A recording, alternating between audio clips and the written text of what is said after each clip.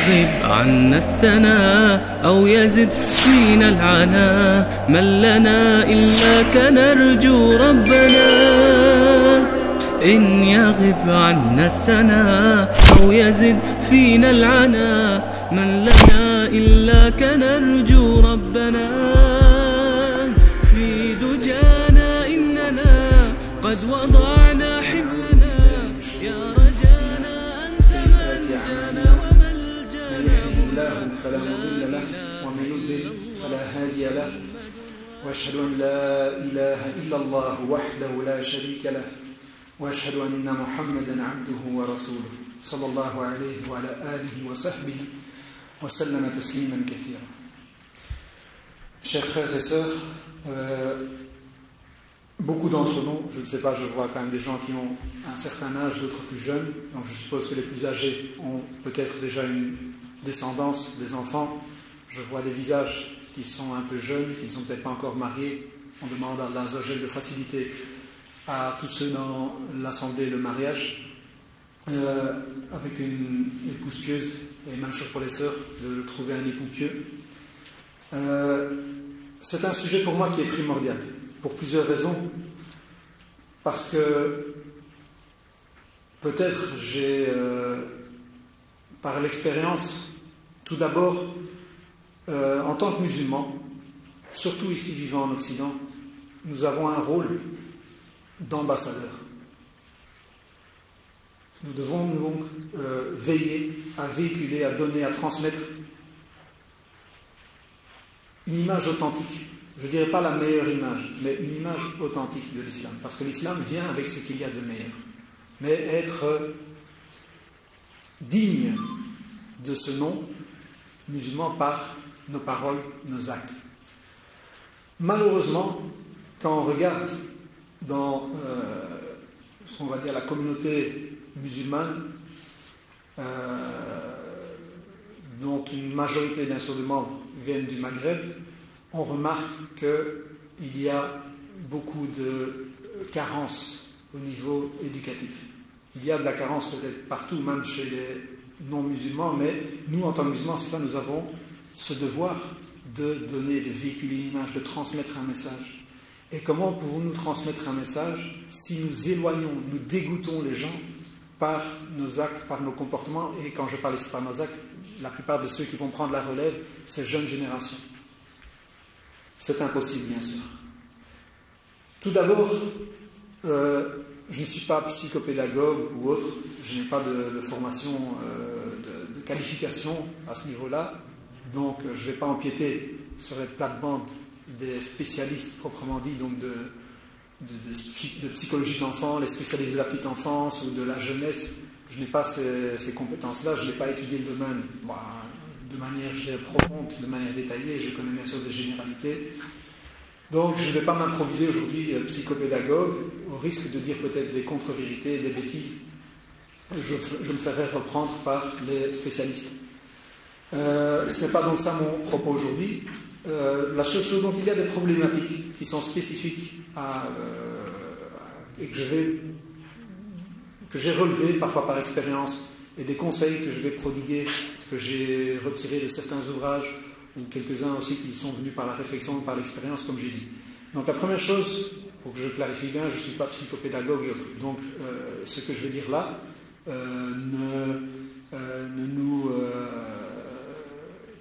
ne sera pas suffisant ou ne nous empêchera pas de profiter, s'il le faut, des conseils des spécialistes du domaine, je dirais, de l'éducation proprement parlée.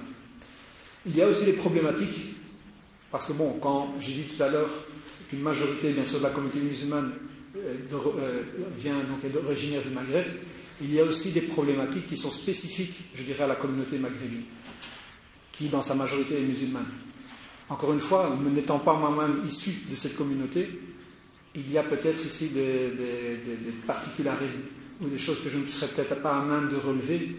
Donc, encore une fois, à ce moment-là, pour parler proprement dit de ces problématiques-là qui sont plutôt peut-être spécifiques à une certaine communauté ethnique ou autre, ça, ce n'est pas non plus de mon domaine. Il vaut mieux que ce soit des gens qui soient issus ou qui ait énormément travaillé sur cette problématique-là, avec cette communauté, pour résoudre ces problèmes. Moi, ce que je veux dire, c'est des conseils généraux une responsabilisation de tout musulman vis-à-vis de ses enfants, quelle que soit sa communauté d'origine, quel que soit donc ce que la religion nous appelle à faire, à nous comporter, à faire avec nos enfants, la manière dont elle nous demande d'agir avec nos enfants, de se comporter avec nos enfants, qu'est-ce qu'on doit inculquer à nos enfants en tant que musulmans. Après, bien sûr, il y a des spécificités qui sont propres à telle ou telle communauté, des problématiques qui sont propres à telle communauté, pas seulement ethnique, mais aussi au niveau sociologique. Il y a donc au niveau économique, socio-économique, il y a des familles plus riches, plus pauvres, peut-être chacune qui rencontre des problématiques spécifiques. Donc, mon propos ce soir, c'est vraiment nous faire prendre conscience de nos devoirs. Parce qu'il y a une certaine insouciance, peut-être une négligence certaine, chez un certain nombre de parents, qui n'ont peut-être pas conscience qu'en tant que musulmans, quel est leur devoir et qu'ils devront rendre des comptes religieusement par rapport à l'éducation des enfants.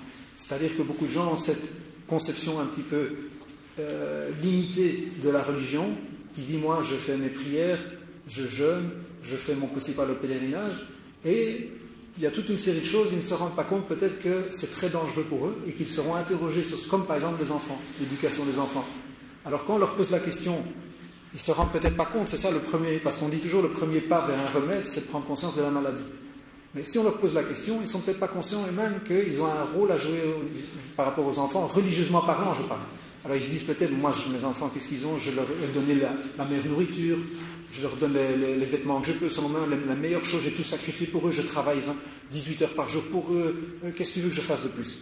Et en fait, peut-être ils ne se rendent pas compte que religieusement, ils ont quand même une grosse responsabilité par rapport à leurs enfants. Et c'est ça donc que je voudrais moi un petit peu m'attarder sur ce côté-là. Donc au passage, je vais aussi relever quelques erreurs, comme j'ai dit, que j'ai pu relever, ou que j'ai par le biais de la lecture aussi, dont j'ai pris conscience. Tout d'abord, il y a une chose qu'il faut bien savoir, c'est que beaucoup de gens à notre époque se reposent sur l'école. Et l'école n'a pas vraiment pour mission d'éduquer, elle a pour mission d'instruire. Beaucoup de gens pensent que lorsqu'ils mettent leurs enfants à l'école, en fait, ils sont un petit peu, le soir, ils ne doivent plus faire grand-chose, parce qu'ils disent, moi j'ai mis mon enfant à l'école la journée, justement pour l'éduquer, pour tout ça. Donc moi le soir, un ami qui regarde la télé de son côté, et moi j'ai fait mon devoir, quand je l'ai mis à l'école, qu'est-ce que je peux faire de plus? Ça déjà c'est une conception qui est tout à fait fausse, c'est quelque chose qui convient de changer, pour plusieurs raisons. Premièrement, comme on l'a dit, la mission première de l'école c'est d'instruire. L'école, le prof, il a avec lui 20, 25, 30 élèves, parfois dans des classes surchargées, et puis même, premièrement, peut-être il n'a pas tout à fait la même vision de la vie que toi, au niveau des valeurs, au niveau des principes, etc., etc.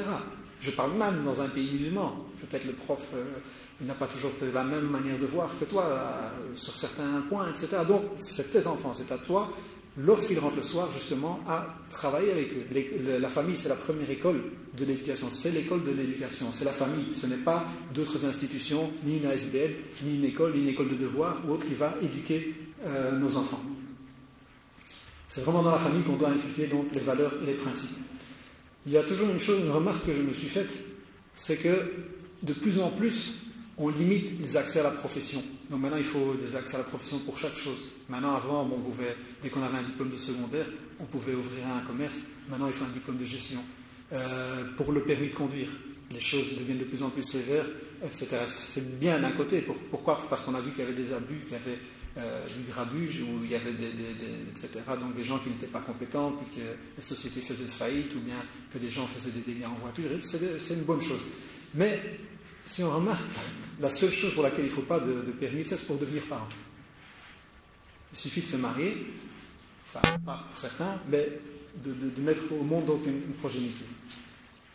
Quelque part, je me dis, il faudrait presque qu'il y ait une formation. Moi, je suis pour j'encourage cette mise en place au sein de la communauté d'une formation à accueillir l'enfant. Une sorte de formation au niveau donc, de l'éducation, etc., pour accueillir l'enfant. Pourquoi? Parce que parents, c'est une mission, je dirais pas, c'est une fonction, c'est un métier à part entière. Bon, le père, bien sûr, a ses occupations à l'extérieur, etc., mais au minimum, l'idéal que la mère soit auprès des enfants de la maison, et ça pour les suivre sans cesse. Elle doit avoir un certain bagage. Parce que sinon, si la famille est vide de, bon, je ne dirais pas même de connaissances, parce qu'on peut mettre de certains principes au niveau islamique de ce qu'on doit inculquer, une certaine manière de l'inculquer, etc. Comment quelqu'un qui est vide, comme on dit en arabe, comment quelqu'un qui n'a pas une chose est capable de la transmettre à autrui? C'est impossible. Si tu n'as rien en poche, comment veux-tu faire sadaqa?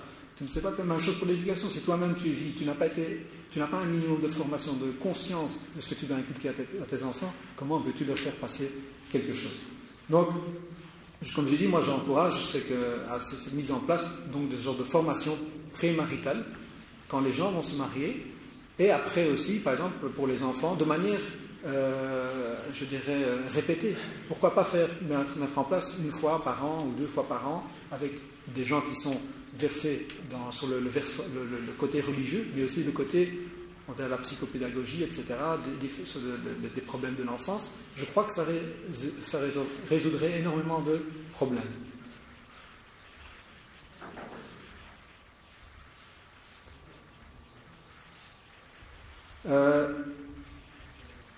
Nous, en tant que musulmans, il est très important déjà qu'on prenne conscience que les enfants sont une amana.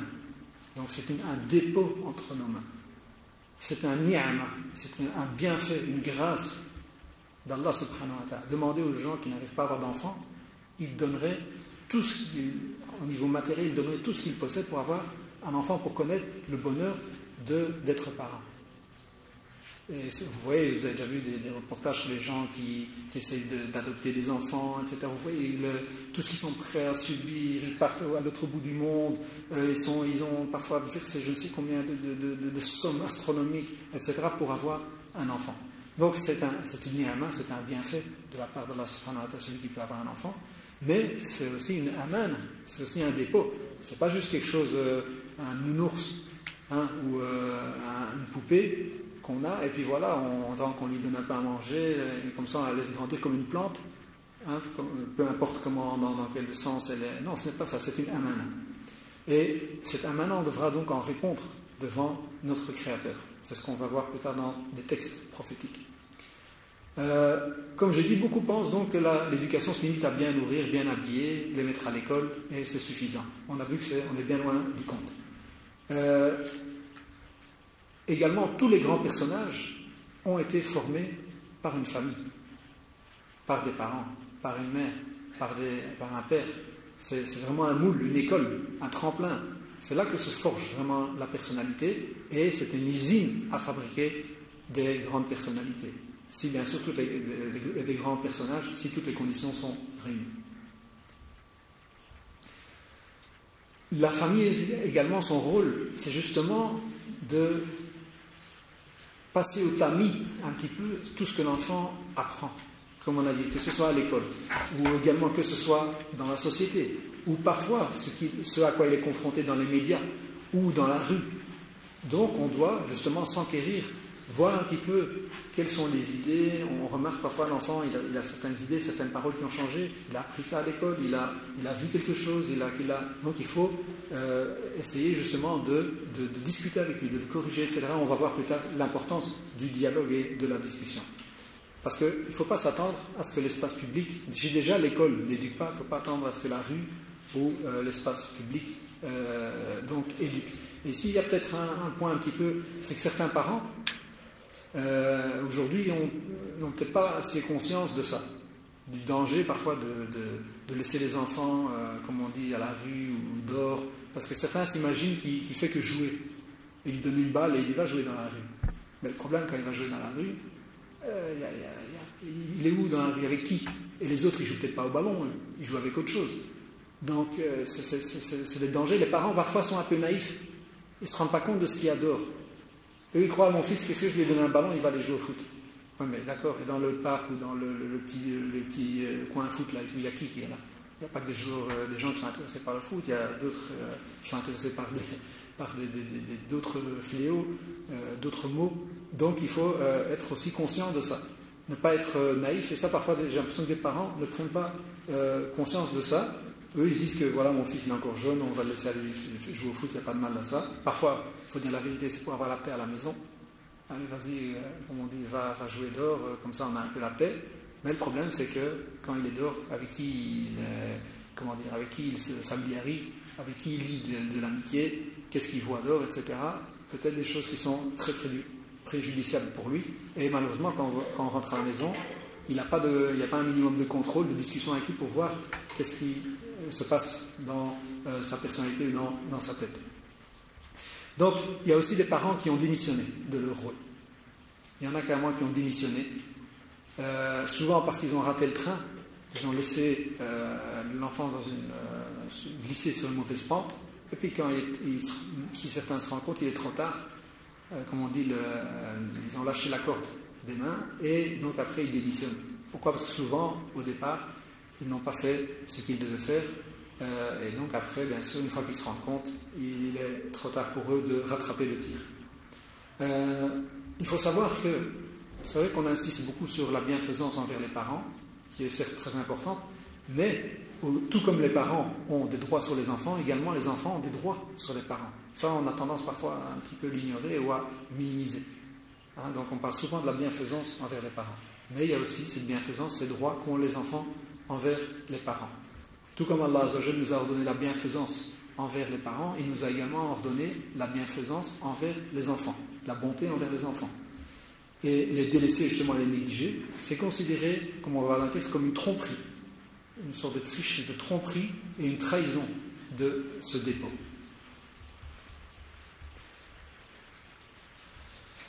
Les enfants, par définition, c'est comme de la plasticine, c'est un récipient vide. C'est nous qui allons les modeler, les remplir selon ce qu'on leur inculque, ce qu'on verse, ce qu'on déverse dans ces récipients. Donc au départ, leurs âmes sont pures. Il n'y a pas un enfant qui naît mauvais. Donc tous les enfants naissent avec une nature première qui est pure, qui peut être exploitée, éduquée vers le bien. Et ensuite, bien sûr, c'est le milieu familial. C'est ça qui va modeler, ou par sa négligence, ou au contraire par le bien, qui va modeler, qui va exploiter, développer dans le bien ou dans le mal cette personnalité. Ce qu'il faut savoir, moi, sur quoi je voudrais insister, c'est peut-être là des gens de ça, c'est que les gens peuvent récolter, les parents peuvent récolter des péchés si justement ils négligent cette éducation. Ibn Qayyim rahimahullah a une parole que je résume, il dit وَكَلْ مِمَّنْ أَشْقَى وَلَدَهُ. Il dit combien de gens, justement, c'est eux qui ont mené à la perte de leur enfant. Il dit il dit à cause de sa négligence, il a poussé à la perte, il a mené à la perte de sa progéniture. Et il dit, si tu considères, donc il a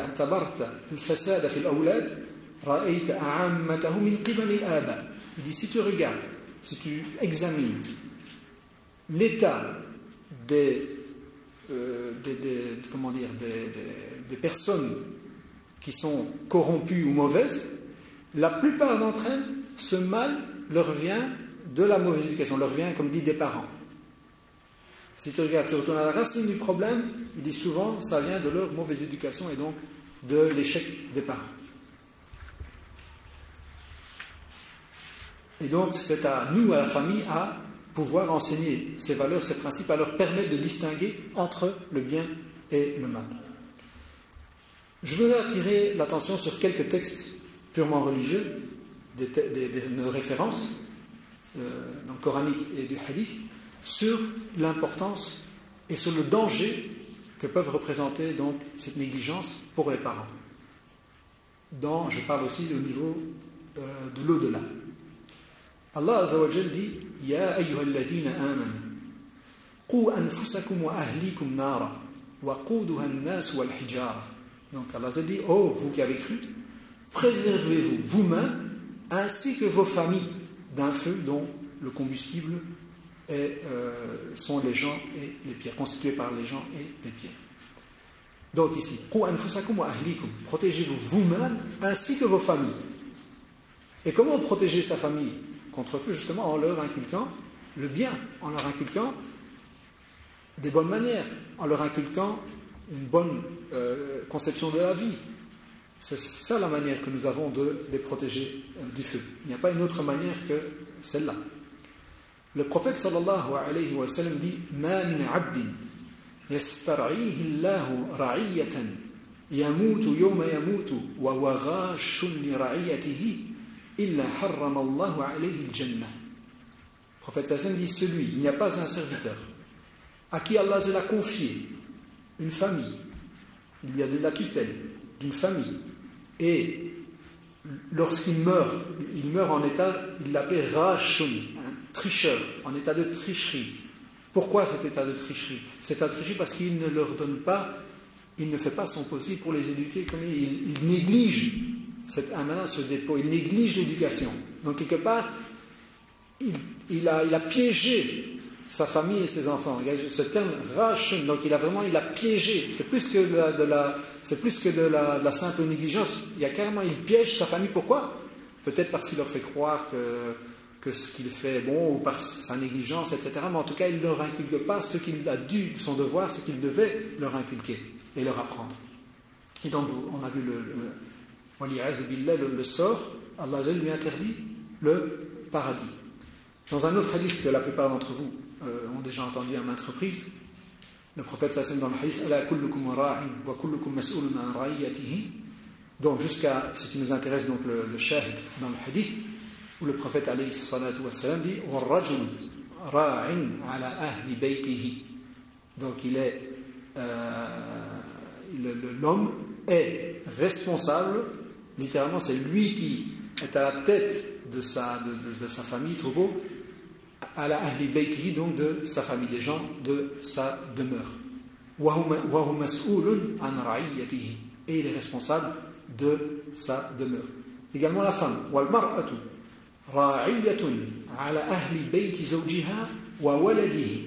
Et la femme également, dans le même hadith, donc le prophète poursuit et dit, et la femme est également à la responsabilité, c'est elle qui doit mener à bon port les gens de la maison, et les gens de la maison, donc la famille de littéralement de son mari, donc sa famille à elle aussi, et ses enfants.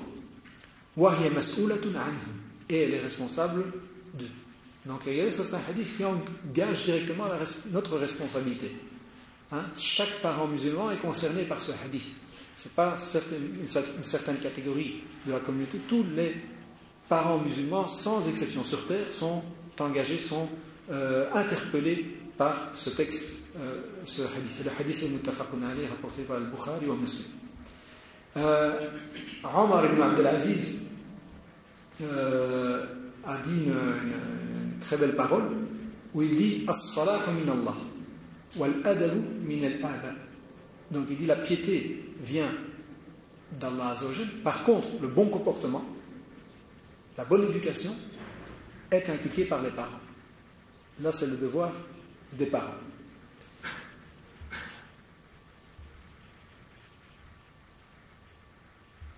Un jour, il y a une histoire très interpellante qui est arrivée à l'époque de Omar ibn al-Khattab radiyallahu anhu. Un jour, un homme est venu pour se plaindre de la désobéissance de son fils, ce qu'on appelle l'uquq. Donc la désobéissance quand elle vient des enfants. Et il s'est plaint à Omar de son fils et de sa négligence vis-à-vis de ses parents. Et donc Omar ibn al-Khattab lui a dit quel est ton nom? Et il dit mon père m'a, quand il l'a appelé, donc il a dit mon père m'a appelé Ju'ula. Et il ne m'a appris aucun verset. Ensuite, Omar donc a appelé, il a demandé à rencontrer son fils et il lui a dit voilà pourquoi est-ce que tu es comme ça avec ton père. Et non, en fait voilà, excusez-moi. Donc lorsque Omar a entendu la complainte de ce père, il a convoqué le fils et le fils lui a dit c'est mon père m'a donné déjà un nom qui est vraiment un nom qui n'est pas parmi les beaux noms, Ju'ula, et en plus de ça, il ne m'a rien appris de ma religion. Il dit en arabe, lam yu'allimni aya. Il ne m'a appris aucun verset, c'est-à-dire il ne m'a pas appris ma religion. Ensuite, Omar s'est retourné vers l'homme et il lui a dit, laqad aqaqta ibnak qabla an ya'iqaka. Et donc c'est toi qui as été mauvais envers ton fils avant qu'il ne le soit à son tour. Donc c'est toi qui t'es précipité dans cette situation. Donc toi-même, c'est de ta faute si tu te retrouves aujourd'hui avec un fils qui t'en veut. Pourquoi? Parce que tu as complètement négligé, déjà tu n'as pas choisi un beau nom, et en plus de ça tu as négligé l'enseignement de la religion. Donc il ne faut pas t'étonner aujourd'hui si tu récoltes les fruits de ce que tu as semé. Il y a un proverbe qui dit Inna wara'a kulli rajulin 'azim abawayni murabbiyin. Et derrière chaque personnalité, derrière chaque personnalité illustre, il y a deux parents éducateurs qui ont rempli leur rôle de parents. On en avait déjà parlé, donc cette usine à fabriquer des personnalités. Certains psychologues ont dit donnez-nous les 7 premières années de vos enfants et nous vous dirons comment vous les avez éduqués, donc durant les 7 premières années, et nous vous dirons comment ils seront, l'orientation qu'ils vont prendre pour le restant de leur vie. Parce que pourquoi? Ils disent que effectivement les 7 premières années sont primordiales pour imprimer à l'enfant une certaine trajectoire, l'orienter, lui donner certaines valeurs, une certaine personnalité. Un autre proverbe que j'aime beaucoup en arabe, il dit Ar-rijalu la yuladun bel yusma'un. Il dit les enfants ne naissent pas, mais ils sont faits, ils sont fabriqués. C'est-à-dire qu'ils ne naissent pas illustres ou avec des grandes qualités, mais c'est ce que la famille leur inculque qui fait d'eux ce qu'ils deviennent après.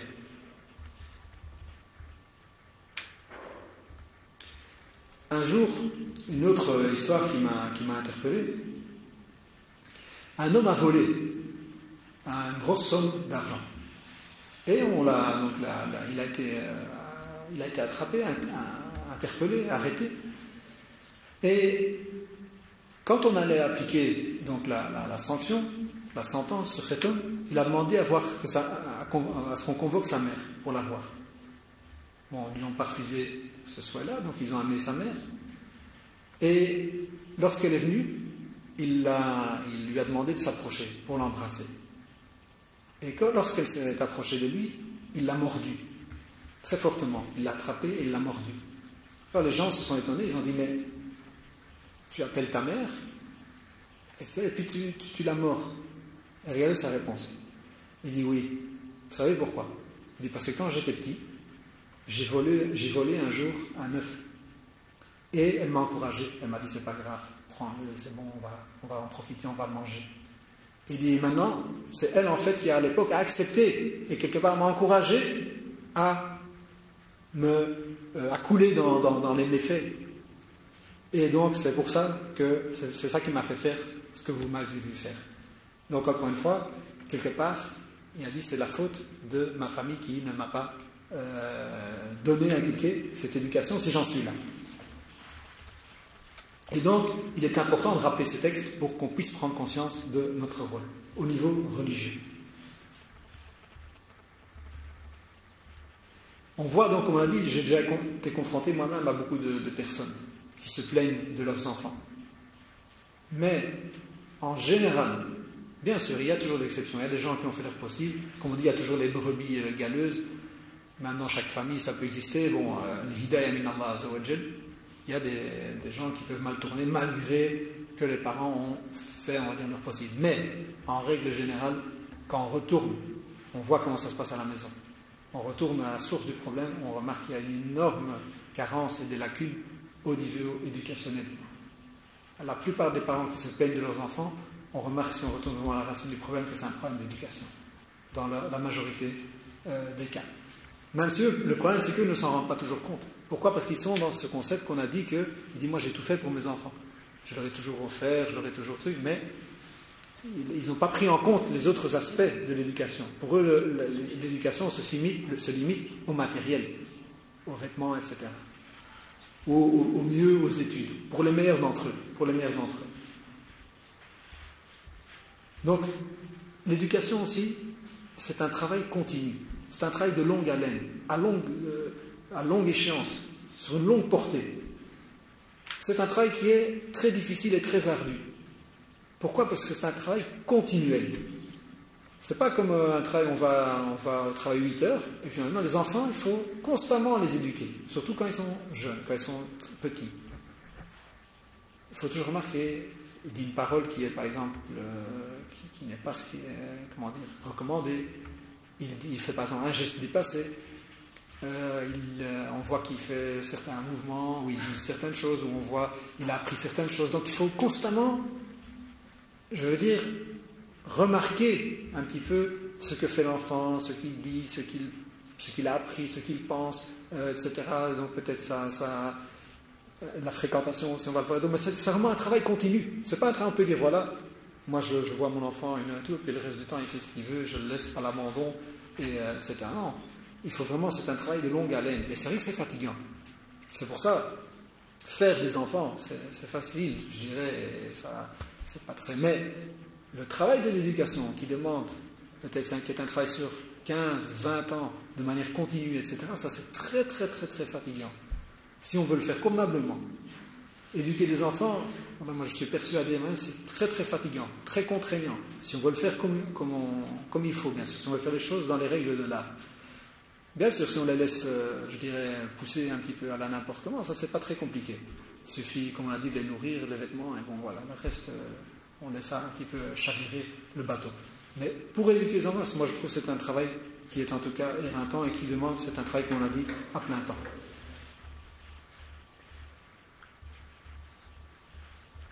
Il y a, juste pour un petit peu montrer, il y a 2-3 anecdotes personnelles que j'ai relevées. Il y a quelques temps, il y a quelques semaines de ça, j'étais dans un restaurant, dans une chaîne, un grand magasin, enfin de meubles, pour ne pas le nommer. Et on ne savait pas c'est lequel, bien sûr. Et donc il y a une parole franchement qui m'a interpellé. Je vous dis franchement, j'en ai un peu les larmes aux yeux. À un moment, devant moi, à la caisse, il y avait donc un petit avec sa mère. Et ils ont mis, donc près de la caisse, il y avait une petite tirelire. Et dans la tirelire, c'était pour les arbres. Donc pour les forêts, pour préserver les forêts, la nature. Et à un moment, donc c'était des anglophones, quoi. Ils parlent en anglais. Et au moment de prendre son plat, il donne l'argent, etc. à la caissière. Elle lui remet de la monnaie. Et à un moment, il tend la pièce, comme ça, il regarde sa mère pour mettre la pièce ou dans la tirelire, ou etc. Et là, elle a dit une parole, c'est vrai, qui m'a été droit au cœur. Je dis, regarde quand même, l'éducation, les idées qui sont passées. Et quand on regarde aussi, par exemple, nous, en tant que musulmans, elle lui a dit, je crois qu'il avait 40 cents ou 1 euro, elle lui a dit, mais prends cet argent et mets-le dans la tirelire. Il dit, parce que préserver la nature, c'est bien plus important et utile pour toi que tes 40 cents. Et franchement, ça m'a interpellé. Je dis, subhanallah, est-ce que nous, on a une fois pensé à dire à nos enfants, prends par exemple 50 cents, 1 euro, donne-les pour une cause, une bonne cause, etc. Et c'est bien plus important pour toi auprès d'Allah, subhanahu wa ta'ala, que l'euro ou ta pièce de monnaie. Franchement, j'ai vraiment pris une claque. Je dis des fois comme ça, il y a des petites... c'est tout simple, mais j'ai pris une claque. Je dis, subhanallah, vraiment, regarde la mère quand même la conscience et les gosses, la manière dont elle lui a dit ça. D'autres plus négatifs, malheureusement dans nos mosquées, dans une des mosquées pas loin de chez moi, plusieurs jours de suite, je vais prier le Maghreb, et bon, on va l'appeler un enfant. C'est un enfant, mais je ne sais pas comment il est éduqué, et s'il est éduqué au départ. Parce que, bon, je crois qu'il n'est pas le seul, mais j'en vois comme ça. Le père vient prier à la mosquée, et l'enfant, wallah, il nous a dérangé pendant toute la prière. Pas une fois ni deux. Il joue au foot avec des gobelins plastiques. Il éteint la lumière de la mosquée. Il commence à faire des cris, wallah, il se dit, qu'est-ce qui se passe? Qu'est-ce qui se passe? Et le pire, bon, des fois, j'étais un petit peu gêné, c'est toujours délicat d'aller conseiller le père, dire n'amène plus ton enfant à la mosquée, parce qu'il n'est pas éduqué. Il risque peut-être de mal le prendre, etc. Bon, il faut mieux... Voilà, ça fend le cœur. Et je dis le problème, bon, j'ai vu personne qui a l'air d'être interpellé, ou d'aller chez lui, ou de lui faire la remarque, ou même lui faire une remarque sur la manière dont il éduque son enfant. Mais j'ai vu lui, en tout cas, comme on dit en Daléja, il avait l'air vraiment pas de problème. Le gosse, après, même après la prière, il continue à courir et tout, il est là comme si de rien n'était. Je dis, subhanallah, dans la mosquée, on voit vraiment que ce gosse, il n'a pas d'éducation, quoi. Il n'a pas de limite, pas de... Vraiment, tout ce qui lui passe par la tête, il est en train de le faire. Imaginez comment ça doit être à la maison. Je me dis, ça doit être une catastrophe. S'il continue comme ça, ça va être une catastrophe ambulante.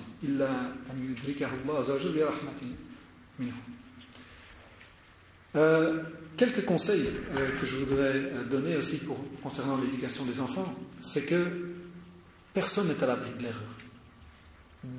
L'éducation, qu'on a dit, c'est un travail de longue haleine, et parfois on peut faire un mauvais choix, on peut faire une erreur. C'est pour ça qu'il faut toujours demander, et ça je vais insister plus sur l'assistance d'Allah subhanahu wa ta'ala. On va voir certains versets où des prophètes eux-mêmes, où des gens veulent demander à Allah une progéniture pieuse. Donc ils demandaient à Allah de les aider à l'éducation de leurs enfants. Parce qu'on a dit, ce n'est pas un travail qui est facile. Donc il faut toujours demander l'assistance divine en toutes circonstances. Il faut que ça devienne un réflexe chez nous. Comme on dit, iltija ila Allah azza wa jal, at-tadarru ila Allah azza wa jal. Toujours demander l'assistance divine pour l'éducation également. Un point qui me semble primordial, c'est que l'enfant, au départ, peut-être il a peur de son père, il a peur peut-être de sa mère, dans certains cas. Mais ce qui est plus important que ça, c'est d'essayer le plus possible de relier l'enfant à Allah subhanahu wa ta'ala, relier l'enfant à Dieu, en toutes circonstances. Lui faire prendre conscience que Dieu voit toutes choses, qu'il entend toutes choses, que tout est codifié auprès de lui, qu'il devra, bon, peut-être pas à son jeune âge, mais bon, quand même, bon, on l'éduque là-dessus, qu'il devra répondre de ses actes, etc., pas devant papa et maman, mais peut-être oui, dans l'éducation, mais plus tard devant Allah subhanahu wa ta'ala.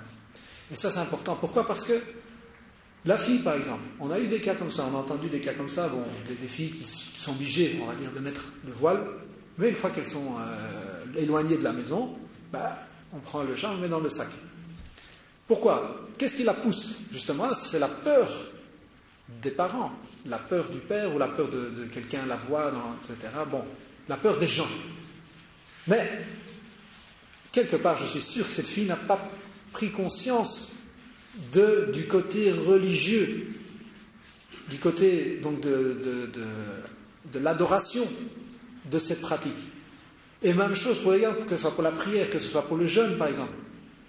Le jeûne également, on voit peut-être des adolescents ou autres qui, une fois qu'ils sont là, ils commencent à boire, à manger, etc. Pourquoi ? Parce qu'il n'y a pas cette crainte de Dieu, il y a la crainte des parents, la crainte de la sanction, de la punition, donc directe. Mais apprendre à son enfant, et vous connaissez tous l'histoire je crois qu'on la raconte avec, je ne sais plus quel de Salaf Salih, mais où un jour il a voulu examiner donc les jeunes qui étaient avec lui. Et il lui a dit, allez tous égorger un poulet, donc c'était des jeunes, mais essayez de vous cacher dans l'endroit où Allah subhanahu ne vous voit pas, où il y a le moins de chances qu'il vous voie. Et certains, effectivement, sont tombés dans le panneau, il y en a qui ont été dans des grottes, dans des coins reculés, etc. Et il y en a un qui est revenu avec le poulet vivant. Il a dit, pourquoi tu n'as pas égorgé le poulet ? Il dit, parce que tu m'as demandé quelque chose d'impossible. D'où que je sois, Allah Azza me voit. Il n'y a pas de moyen que je peux me mettre où je veux, derrière 5 portes, dans une pyramide, au centre d'une pyramide ou peu importe, dans un endroit le plus reculé de la terre, au milieu de la forêt vierge, mais Allah Azza me verra où je sois. Donc ça, c'est cette éducation-là qu'on doit essayer d'inculquer à nos enfants. Pourquoi ? Parce que nous, on ne pourra pas toujours être derrière eux. Il y a des choses qui vont nous échapper. Il y a des choses qu'on ne peut pas vérifier. Il y a des choses, c'est impossible de tout voir, de tout remarquer. On n'est pas omniscient. Hein ? Donc, c'est important de les éduquer depuis le plus jeune âge à ce qu'on appelle muraqabatullah, ce contrôle d'Allah subhanahu wa ta'ala. Pourquoi ? Parce que nous, musulmans, on a notre alarme, elle est avec nous constamment. On n'a pas besoin d'alarme, de vidéosurveillance. Et ça, c'est quelque chose de fantastique. On peut même nous mettre 1 milliard, 2 milliards, 3 milliards d'euros, tout ce que vous voulez, la terre entière. Et quand vous y pensez, regardez la différence entre la personne qui a cette conscience-là et celle qui n'a pas. On peut nous mettre même, dire voilà, on te laisse avec ce dépôt de toute la richesse de la terre. Tu ne vas pas toucher un seul cent. Pourquoi? Alors qu'il y a des gens, par exemple, qui pensent en termes matériels, qui ne pensent pas en termes de réponse de l'au-delà et tout. Ils disent, mais vous êtes des fous, vous êtes dingues. Moi, j'aurais eu même un truc, je l'aurais pris, il vous a laissé une occasion en or, ça ne se représentera plus, etc. Mais pourquoi? Parce que nous, on ne pense pas. On pense qu'on doit rendre des comptes. Et cet euro qu'on aura pris, on devra, et au contraire, ce sera qu'une malédiction pour nous. Il y a un regret. Donc, c'est cette éducation sur la crainte d'Allah, pas seulement sur la sanction parentale. Un autre point très important, c'est d'être un exemple le plus possible, un modèle pour ses enfants. Et Allah Azza wa Jal donne, comme on dit, ce qaboul. Quand Allah aime, comme dans le hadith, quand Allah aime quelqu'un, il dit aux gens des cieux de l'aimer, etc., jusqu'à ce que il est aimé et apprécié sur terre pour sa sincérité, pour sa piété. Même chose avec les enfants. Les enfants, ils remarquent si le père est sincère, s'ils voient leur père toujours, par exemple, pratiquer de manière sincère, s'ils voient leur père être quelqu'un de sincère dans sa pratique, s'ils voient leur père donner l'exemple, eh bien, automatiquement, cette sincérité, elle va avoir un impact sur eux, tôt ou tard. Par contre, si c'est juste une sorte de religiosité automatique, une sorte de routine, de manière un peu robotique, comme ça, mais sans âme, sans fond, sans sincérité, alors ça devient, comme on dit, juste des tokos, des sortes de rituels un peu vides de tout sens, de toute âme. Bon, un enfant, il suit, ouais, parce qu'on lui dit c'est comme ça. Hein, ou bien, comme certains, pourquoi? C'est haram. Pourquoi? Il ne faut pas demander. Ou parfois des choses, chouma, ou bon, si bien sûr c'est au niveau aussi de l'explication de sens, mais on doit être ce modèle, on doit montrer cette sincérité dans la pratique pour que les enfants puissent nous prendre comme modèle. Parce que la piété, toujours, elle va dépeindre sur eux, tôt ou tard. Une personne qui invoque Allah Azza wa Jal sans cesse, etc., et l'enfant, tôt ou tard, ça aura un effet sur lui. Il va remarquer ça, si ses parents sont sincères dans leur pratique. Et bien sûr, ne jamais que les actes contredisent les paroles. Ou alors leur expliquer. Bien sûr, on peut leur expliquer que le musulman n'est pas infaillible, et parfois il peut faillir, ça arrive à tout le monde, mais bien sûr, devant les enfants, il faut faire très attention que, même si on a un moment de relâchement, de faiblesse, ne pas montrer donc de contradiction entre nos paroles d'un côté et entre nos actes de l'autre. Craindre Dieu par rapport aux enfants. Comme on a dit, c'est une amana, c'est un dépôt, ils sont fragiles. Quelque part, déjà même au niveau humain, on doit avoir cette pitié des enfants, parce que ce sont des êtres fragiles, ce sont des êtres qui sont au début de leur vie. Donc quelque part, ils sont, comme on a dit, c'est de la plasticine entre nos mains. Donc il faut avoir non seulement cette crainte de Dieu vis-à-vis d'eux, cette pitié, cet amour pour eux, pour leur donner le meilleur de ce qu'on peut leur donner. Leur enseigner la foi, la croyance, et pas toujours de manière académique. Ça vaut pour tout le monde, parce que des fois on a tendance à trop enseigner la foi de manière académique. Et c'est pour ça que parfois on a des gens qui disent oui, mais pourquoi pas des cours sur le tawhid, etc. Il n'y a pas de cours sur le tawhid. Mais le tawhid, c'est quoi? Eux, ce qu'ils veulent, c'est quoi?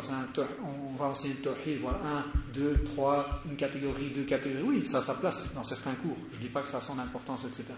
Mais le tawhid, c'est une saveur, c'est des sens qu'on inculque de tous les jours dans notre vie. Quand on dit, par exemple, quand on voit l'enfant triste, lui dire passe ta confiance en Allah subhanahu wa ta'ala. Allah, c'est lui qui peut te donner une issue. C'est Allah qui peut te secourir. C'est Allah qui peut. Quand on voit, par exemple, dire qu'Allah il a les trésors des cieux et de la terre, c'est lui qui peut te donner, s'il veut, t'ouvrir des portes, etc. Tout ça, c'est du tawhid, tout ça, c'est de la foi. Et dans la famille, par exemple, il y a énormément de leçons de tawhid.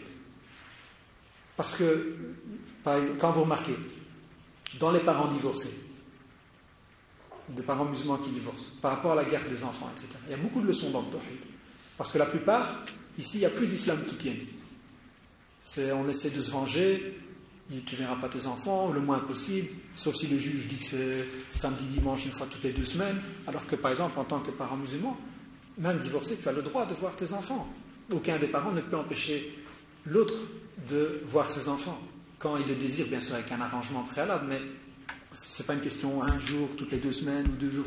On a le droit de voir ses enfants et ils en ont besoin pour leur équilibre, si jamais il y a eu un divorce. Et là, pourtant, ça, ici, c'est le tawhid. Te dire, je me plie ici à ce que, même si j'ai cet esprit de vengeance, d'animosité envers mon ancien époux, envers mon ancienne épouse, mais je dois me plier ici à ce que me dit l'islam. Malgré cette animosité que j'ai envers lui, quand il veut voir ses enfants, bien sûr, tant qu'il n'y a pas un danger, etc. Je dis, si c'est quelqu'un de correct dans un sens ou l'autre, il a le droit de voir ses enfants, je dois m'y plier. Et ainsi de suite. Donc tout ça, c'est ici pour voir comment on va appliquer la religion. Tout ça, c'est des leçons aussi de tawhid. Comme je dis aussi, les lier, leur parler des noms et attributs divins. Le fait qu'Allah est celui qui entend tout, celui qui voit tout, il le voit partout où qu'il soit, etc. Le fait qu'il est le bon, qu'il est le fort, qu'il est, etc. Donc tout ça, c'est des leçons aussi qui retiennent, que les enfants en général apprécient et qu'ils retiennent. Quand on leur fait vivre aussi, on leur inculque dans la pratique ces noms et attributs divins. À un moment aussi, quand il faut leur inculquer l'amour de la prière, essayer de leur montrer petit à petit les bienfaits de la prière, certains recueillements dans la prière, petit à petit leur inculquer cela, l'importance de la prière. Une autre déformation parfois qu'on a, c'est au niveau de la parité entre les filles et les garçons. Que ce soit par exemple l'égalité ou l'impartialité au niveau de la conduite, mais également au niveau de la sévérité. C'est vrai que dans beaucoup de cas, quelque part, les garçons peuvent faire les 400 coups. Mais la fille, si elle fait un pas de travers, c'est la catastrophe. Effectivement, parce qu'il y a ce problème, on va dire un petit peu de virginité, l'honneur de la famille, etc., etc. On ne discute pas ça. Mais, même en dehors de ça, on pardonne et on est plus indulgent avec les garçons qu'avec les filles. Islamiquement, ça n'a pas de raison d'être. Islamiquement, dans l'éducation, ça n'a pas de raison d'être. Un péché est un péché, que ce soit pour le garçon ou pour la fille. Pourquoi la fille, on n'aura aucune indulgence, et par exemple pour le garçon, c'est pas trop grave. Donc ça aussi, également, c'est une déformation que j'ai remarquée peut-être, ou qui m'est parvenue, qui existe chez certains. Il faut également qu'il y ait une parité entre les enfants, au niveau matériel et sentimental. Comme on dit, maylul qalb, la yamlikuhu ahad. Le fait de préférer à la limite un de tes enfants. Tu éprouves un certain lien particulier avec un de tes enfants, il n'y a pas de mal. Ça, Allah Azza wa Jal ne nous tiendra pas pour responsable d'un amour qu'on pourrait éprouver vis-à-vis d'une personne ou d'une autre, ou même un de nos enfants qu'on pourrait préférer, entre guillemets, à un autre. Avoir un certain lien, comme on dit, spécial avec lui, pour peut-être plusieurs raisons, parce que peut-être à un moment il a été malade, on s'est plus rapproché de lui, etc., etc. Mais au niveau matériel, bien sûr, là on a des instructions. On ne peut pas être injuste. Comme certains qui donnent par exemple énormément à un enfant, et à l'autre, c'est à peine s'il le calcule. Ça crée des catastrophes. Pourquoi? Non seulement l'enfant qui subit cette injustice, ça va alimenter auprès de lui une animosité, une haine, une rancune vis-à-vis de ses parents, et de même par rapport à ses sœurs et frères qui sont préférés, chouchoutés. Parce qu'il y a pourquoi est-ce qu'ils sont comme ça c'est peut-être de leur faute, etc., etc. Donc ça crée des scissions, des dissensions donc, au sein, très très importantes au sein de la famille. Donc il faut être juste et impartial dans la répartition des biens.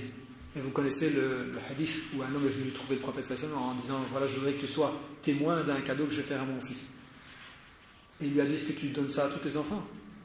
Il a dit non. Il a dit, le prophète sallallahu alayhi wa sallam, il dit, moi je ne suis pas témoin d'une injustice.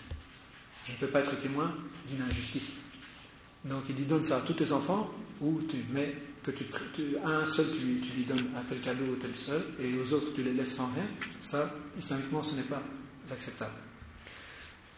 L'importance, mes frères, l'importance du dialogue, de la discussion, de l'échange, ce qu'on appelle le hiwar, fil usra. Donc la discussion au sein de la famille, ça c'est très très important et on a beaucoup négligé ça.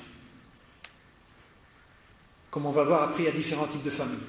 Il y a la famille qui penche vers la sévérité, pas de discussion, c'est un rapport de force, un rapport de sanction. Et il y a la famille, comme je dirais, olé olé, où tout tout est permis, il n'y a pas de problème, etc. Il faut essayer de bien se trouver un juste milieu, mais l'importance de la discussion avec les enfants, leur inculquer des choses, leur expliquer. Souvent, en expliquant à un enfant, ça va aller beaucoup plus, ça aura un effet beaucoup plus profond, même qu'une punition. Je ne dis pas qu'il ne faut jamais de punition, etc. On va y venir, des fois ça peut être sain quand c'est dans son juste contexte. Mais l'importance du dialogue, l'importance de convaincre, de persuasion. Si on explique bien les choses aux enfants, souvent ils comprennent. Souvent ils peuvent comprendre le message et l'appliquer. Pour moi, comme on ne prend pas la peine de dialoguer avec les enfants. Certains se disent, qu'est-ce que je vais dialoguer moi avec des gosses, ça n'a pas la peine, c'est une perte de temps, moi j'ai autre chose à faire. Et on ne dialogue jamais. En fait, on est dans une maison, dans un foyer, mais comme des étrangers. L'un ne sait pas très bien ce que fait l'autre. Il ne sait pas très bien où est son père. Bon, la maman, souvent, elle est à la maison, mais il n'y a pas de dialogue parfois non plus. Elle a trop de tâches parfois, etc. Le père, on ne sait pas où alors il sort, etc. L'enfant, il monte, il descend, il vient, etc. En fait, il n'y a pas de dialogue. On est comme des étrangers sous un même toit. Comment voulez-vous que cet enfant, quelque part, il y ait un lien qui se tisse avec ses parents? Comment voulez-vous qu'on l'éduque s'il n'y a pas de dialogue et d'échange et de discussion? Pour moi, ça c'est un point primordial qui a été négligé par beaucoup, c'est se mettre en place de manière le plus souvent possible cet échange avec les enfants. Éduquer les enfants sur la politesse, surtout vis-à-vis le respect du plus âgé. Ça c'est une chose qui se perd aussi. On voit des enfants, bon, pour eux, âgés, pas âgés, vous allez voir, il n'y a pas vraiment de respect, il n'y a pas, au niveau de la politesse dans le langage, c'est catastrophique. C'est pas vous que je vais apprendre, vous entendez, etc. Donc l'importance de la politesse, l'importance de la bonne parole. Quand on voit un enfant comme ça qui est poli, qui éduque, ça réjouit le cœur. Surtout que c'est devenu une denrée rare. Et certains, ils pensent justement, même certains parents, ils pensent que si son fils même il est un peu impoli, tout ça, il valorise ça. Il dit, mon fils, il ne se fait pas marcher sur les pieds. Il est courageux, il est intrépide, etc. Il fait ça. Il y a des parents qui croient que c'est une qualité.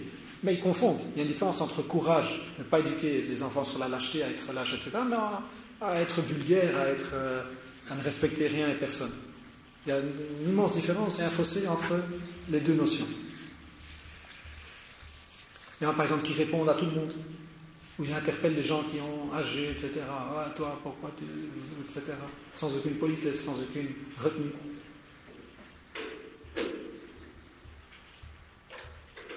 Par exemple, des défauts comme la curiosité, etc. Ça aussi, il faut faire attention.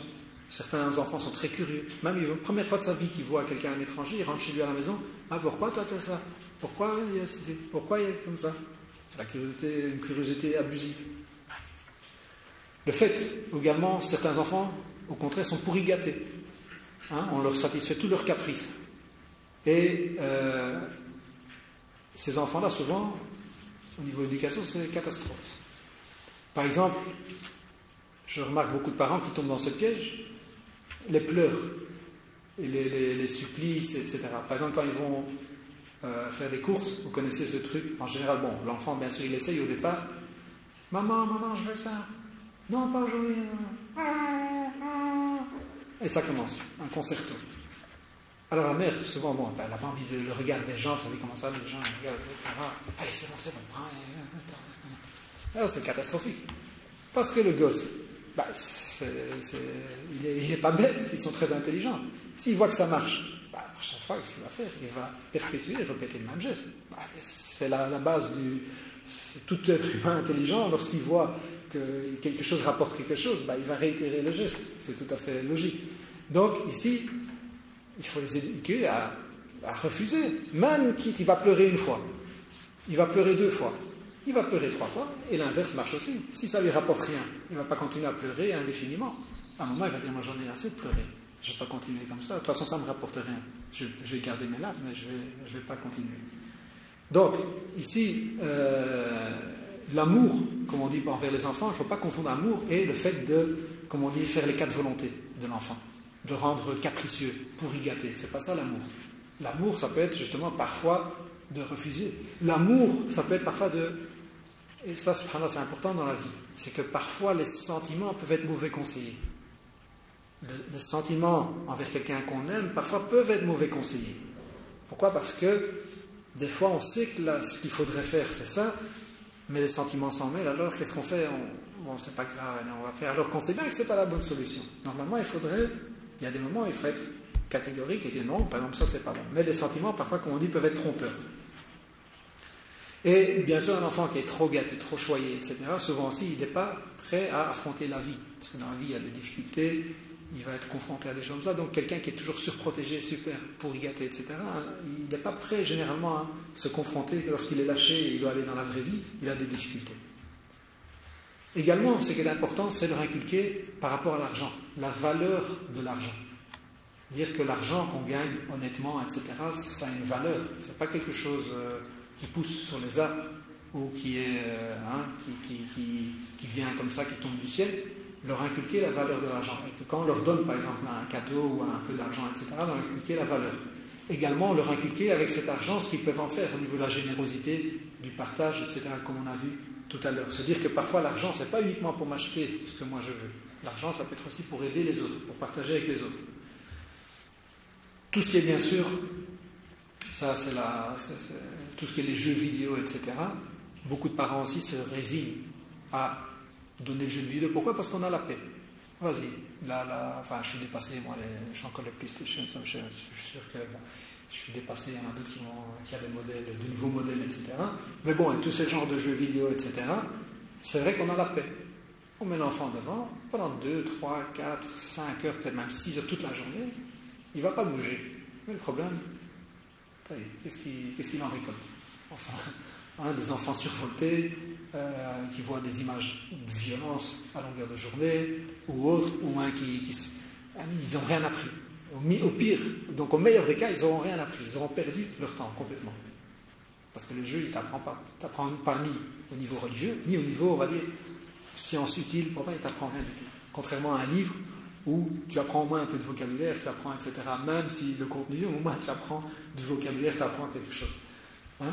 Donc ce genre de jeux vidéo et tout ça, bon, je ne sais pas, franchement, j'y connais rien, mais en tout cas, si vraiment il faut l'offrir aux enfants, etc., déjà contrôler quel genre de jeu on va leur mettre, pas leur mettre n'importe quoi.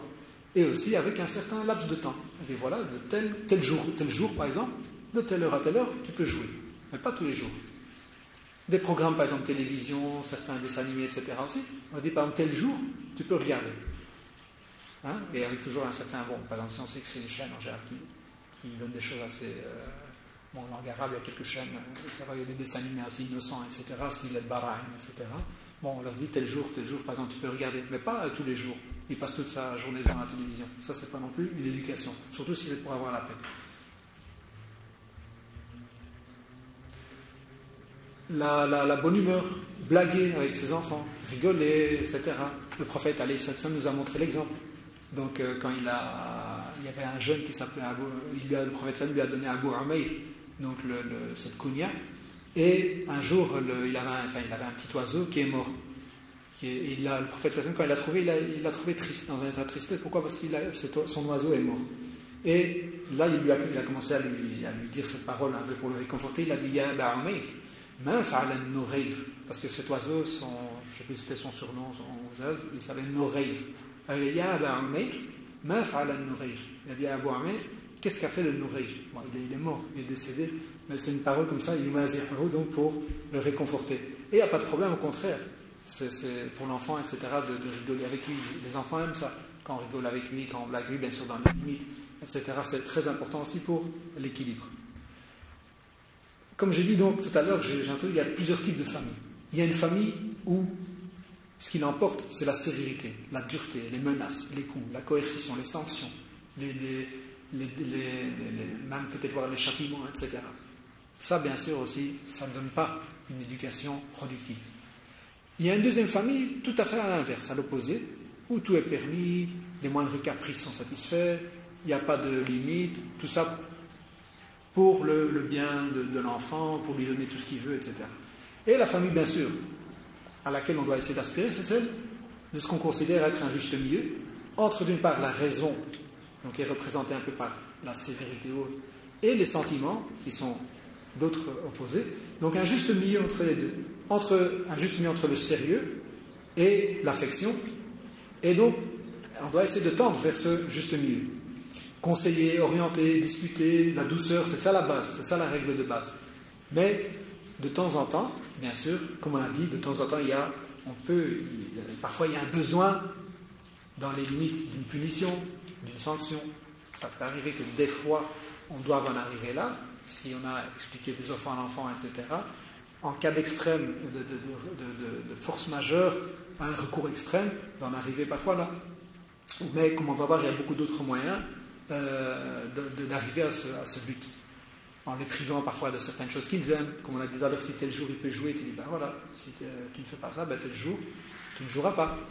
Ce qui est très important aussi, on va le voir, c'est de toujours motiver, expliquer la punition ou, par exemple, si on lui dit, on va le priver de quelque chose parce qu'il a fait quelque chose de mal, lui expliquer.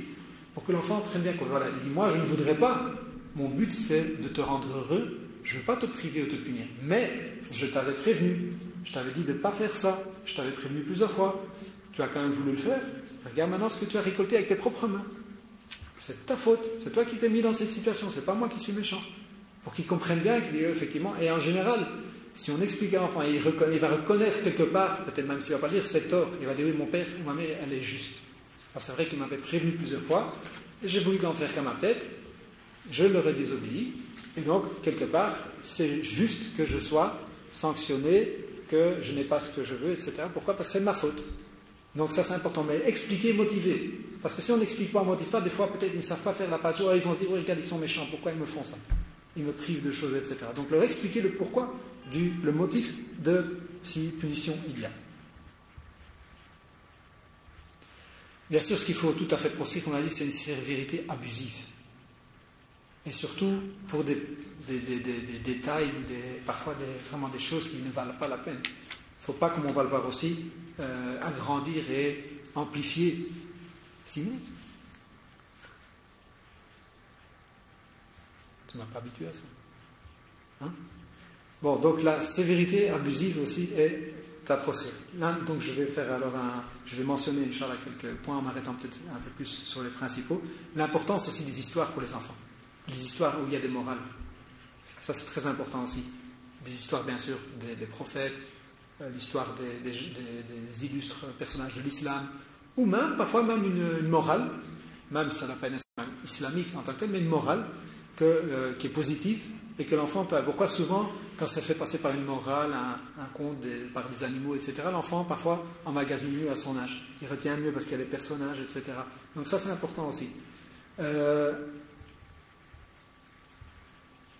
m'attarderai juste sur les principaux. Également, une chose qui est importante, bien sûr, on ne peut pas, comme on l'a dit, s'improviser psychologue, mais l'enfant, il passe par des âges, par des périodes. Donc, si on considère qu'à chaque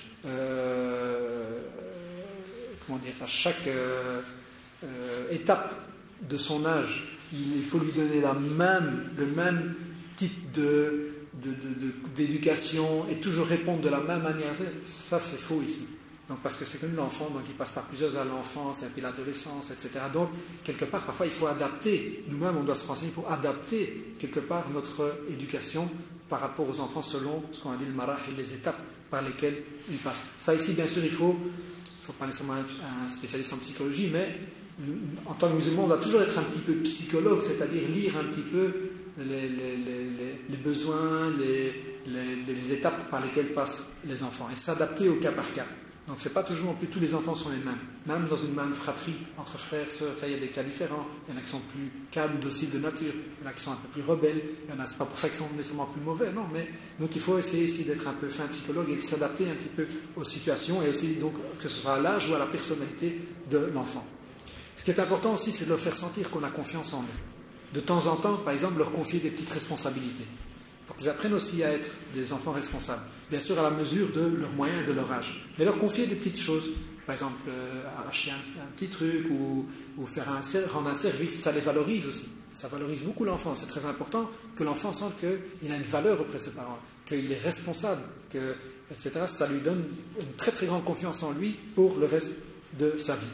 Également, si on peut les faire participer à certaines activités, les activités de bienfaisance, les activités dans toutes de bonnes activités, etc., pour les jeunes, etc., ça peut également leur apporter beaucoup pour leur personnalité. Style des camps, etc., les enfants, en général, souvent, ça a un grand effet sur eux. Très, très important aussi, c'est leur fournir un cadre de vie agréable à la maison. Chacun, bien sûr, selon ses moyens. Parce que pourquoi beaucoup de jeunes m'ont confié ça. Ils me disent pourquoi ils partent dans la rue. Pour deux choses. Déjà, à la maison, il n'y a pas d'amour. Pas de discussion, jamais rien. Il est là, il est entre quatre murs. Il dit, moi je vais retrouver Dreri, et on va discuter, et au moins là je me sens bien, je suis un peu comme une famille, etc.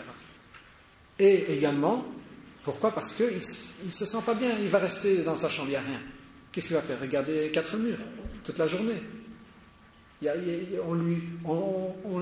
il est petit, on ne lui achète pas des livres, on ne lui achète pas de choses, etc., intéressantes. Et donc c'est normal que quelque part, il veut y sortir et aller s'amuser avec ses amis, etc. Donc au moins mettre un cadre de vie agréable à la maison, pour que les enfants au moins se sentent bien chez eux. L'avarice, on en parlait un petit peu, donc tu as fait mention de l'avarice. Si les parents sont toujours avares, ils ne donnent jamais rien à l'enfant, et que l'enfant dort, il voit des autres qui ont plein de choses matérielles, ben, un jour ou l'autre, il n'en peut plus. Il dit, pourquoi moi j'ai jamais rien? Tout le monde se fout de ma poire. Tout le monde a des nouvelles chaussures, tout le monde a tout. Moi je suis là comme un clochard. C'est pas possible. Donc, quelque part, il considère presque comme juste, même s'il doit voler, mais il se dit, c'est pas juste, moi je ne peux pas rester dans cette situation. Je vais aller trouver de l'argent coûte que coûte, pour être comme les autres. Moi je veux juste être comme les autres.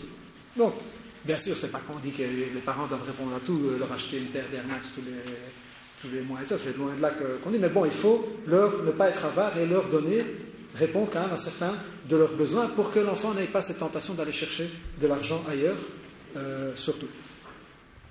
Leur donner, dans ce sens de responsabilisation, leur donner un peu de liberté dans certains choix. Tant que bien sûr c'est des choses, comme on a dit, qui sont à leur portée, qui sont selon leur âge, mais leur laisser par exemple de la liberté. Tiens, ça tu peux faire pour choisir telle chose, pour choisir telle pour ta chambre, pour ceci, leur donner une certaine liberté de décision. Aussi, ce qui est très important, c'est quand l'enfant fait quelque chose de bien, le vanter, le complimenter.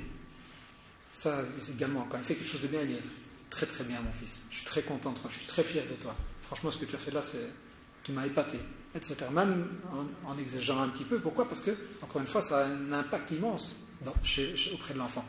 Il va se dire, moi je suis vraiment valorisé par mes parents ils m'aiment bien, ils ont confiance en moi, etc. Et donc ça c'est important et puis quand il le mérite, déjà même en islam, on doit dire quand quelqu'un fait quelque chose de bien, on se doit de le dire, de reconnaître qu'il a fait quelque chose de bien, de dire de nos propres enfants. Éviter de ridiculiser, de rabaisser l'enfant, surtout devant les autres, parce que là ça peut vraiment lui donner créer chez lui une haine par rapport aux gens. Personne n'aime être tourné au ridicule, ridiculisé, surtout devant les autres. C'est quelque chose que l'être humain, par définition, déteste, ne peut pas supporter, être tourné au ridicule, surtout en public. Et donc, il y a parfois certains parents qui, à la moindre erreur, ils commencent à ridiculiser leur enfant, à le rabaisser, à lui donner des surnoms, etc., ou parfois à la limite des insultes et devant les autres. Imaginez l'effet que ça a donc auprès de l'enfant.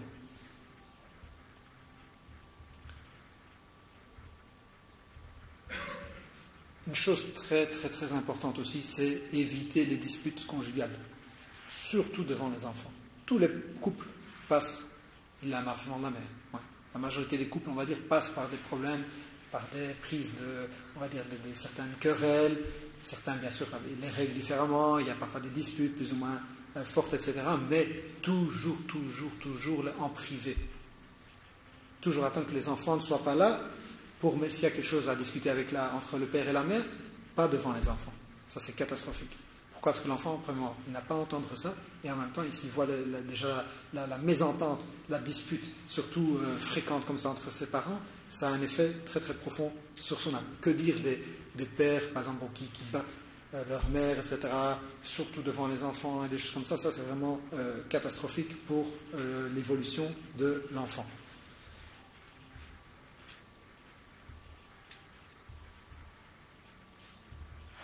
L'importance de l'amour, de l'affection, de la tendresse, on en a parlé, ça aussi, sinon l'enfant va avoir tendance à aller le chercher à l'extérieur. Ne pas non plus avoir une confiance aveugle dans les enfants. C'est-à-dire que bien sûr, on a tout ce qu'on a dit, mais il faut toujours regarder un œil, même lointain, sage, Pas nécessairement toujours s'initier dans leurs affaires, parce que sinon, au final, ils en ont assez. Mais toujours quand même un peu voir avec quoi il est rentré, qu'est-ce qu'il fait, lui demander, tiens, j'ai vu que tu as un truc là, que ça vient d'où ça, comment tu as eu ça, etc. Vérifier les fréquentations, tout ça, c'est des choses importantes. Pas de manière abusive, parce que sinon il va essayer de tout cacher, il va dire, ah mon père, moi, il est toujours là derrière moi, et puis...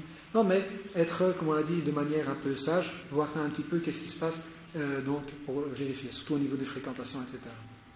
La méfiance excessive, comme on l'a dit, ça aussi c'est à proscrire. Je pense que c'est toujours sur le regard de la méfiance excessive. Certains aussi délaissent les enfants sous prétexte de travail. Quelque part, pour leur bien-être, ils les délaissent. Moi, si je travaille pour mes enfants, pour ma famille. Oui, d'accord, il y a un minimum, etc. Mais est-ce que, en ne les voyant jamais et en leur apportant que de l'argent, est-ce que c'est un bien pour l'enfant? Oui, il y a peut-être un bien d'un certain côté, mais l'enfant, il a besoin des relations avec son père. Il n'a pas besoin que de l'argent de son père. Il a besoin de le voir lui, qui discute pour l'éducation, etc. Bien sûr, les grossièretés en famille, etc., ça c'est tout à fait également à proscrire.